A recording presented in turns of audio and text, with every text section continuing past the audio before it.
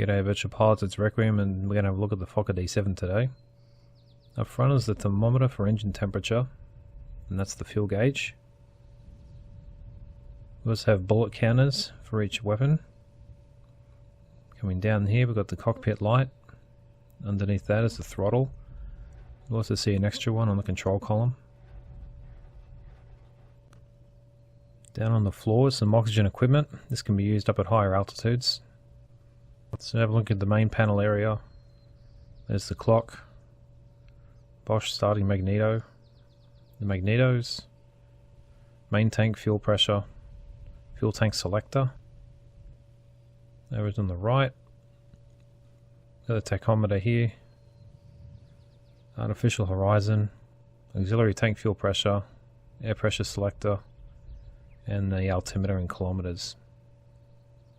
Underneath that, you've got a hand operated air pump for initial fuel pressure, water radiator controls,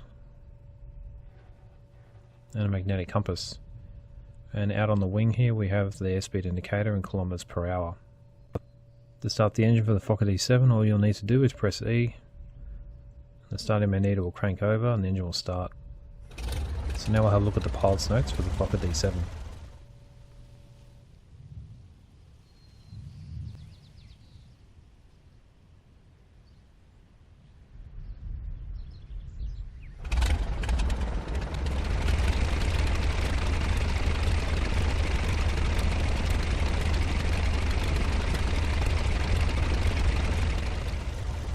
Alright, so now the engine started, I'm going to open up the water radiator, so that was down on the lower right. So we're pulling that back out all the way, that'll open up the water radiator. So for taxiing, increasing the RPM, about 1000, 1100, get it rolling. And you can reduce it a little bit just to maintain that forward speed.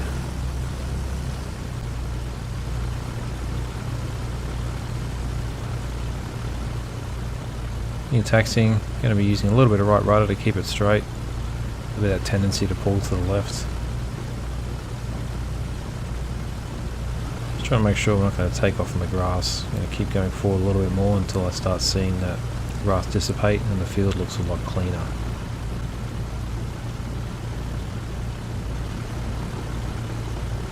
Alright, this is looking better. So I'll start bringing it around to the left. Bit of left rudder. Get it lined up, and we'll start increasing the power to maximum. Tail skid is going to make it a little bit bumpy, so adding some forward pressure on the stick will get that tail skid off the ground.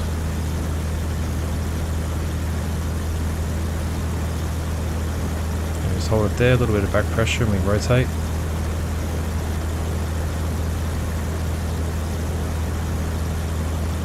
We'll make sure the airplane is going to accelerate to about 100 kilometers per hour for the climb.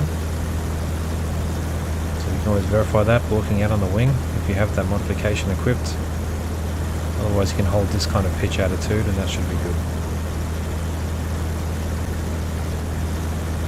So now we're going to make that left turn, stay in the pattern, and we'll look at how to land the Fokker D.VII. Landing the Fokker D.VII, initially on downwind you'll have your throttle set to about 1000 RPM. This will give you an airspeed of about 110 kilometers per hour, and then you're going to close up the water radiator to help keep the engine warm during your final descent. By the end of downwind you're going to cut that throttle to idle. You can do that base to final turn with an airspeed of around 100 kilometers per hour. So here comes the power reduction to 1000 RPM. I'm going to be maintaining this distance from the airfield, that way I can make a nice glide in.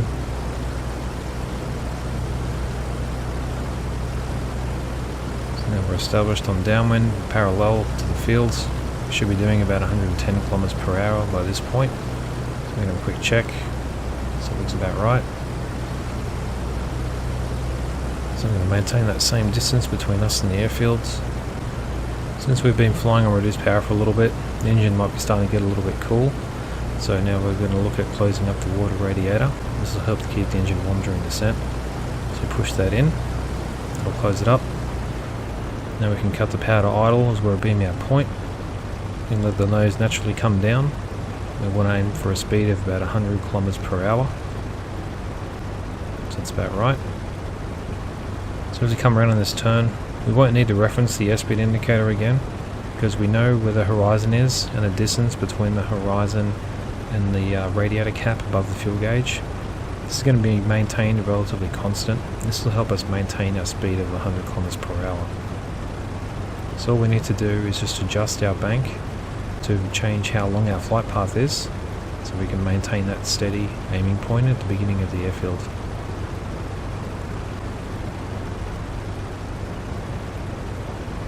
So we just keep bringing it around, visualizing where that aiming point is. As we get lined up with the airfield, we'll bring the wings level. Continue flying towards that aiming point.